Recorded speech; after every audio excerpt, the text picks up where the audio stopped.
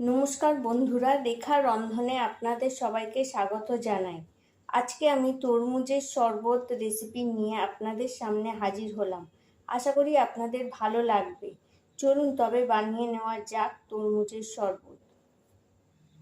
আমি এখানে আধখানা তরমুজ ছোট ছোট টুকরো করে কেটে নিয়েছি আর এর থেকে বীজ বার করে রেখে দিয়েছি। এবার আমি মিক্সির জারে 6টা বরফ দিয়ে দিলাম।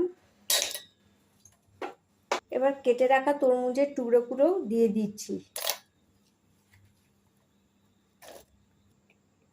এতে আমি হাফ চামচ বিট লবণ আর 2 চামচ চিনি দিয়ে দিলাম। দিয়ে এবার ব্লেন্ড করে নেব। এবার আমি তরমুজের জুসটা ছেঁকে নেব।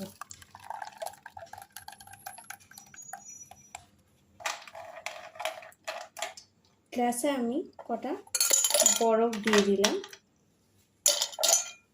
দিয়ে এবার শরবতটা ঢেলে দেবো।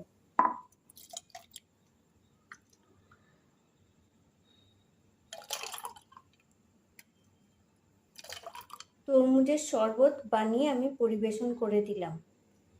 রেসিপিটি ভালো লাগলে প্লিজ আমার চ্যানেলটিকে সাবস্ক্রাইব করবেন আর ভিডিওটি লাইক ও শেয়ার করবেন এবং কমেন্ট করে জানাবেন যে রেসিপিটি কেমন লাগলো।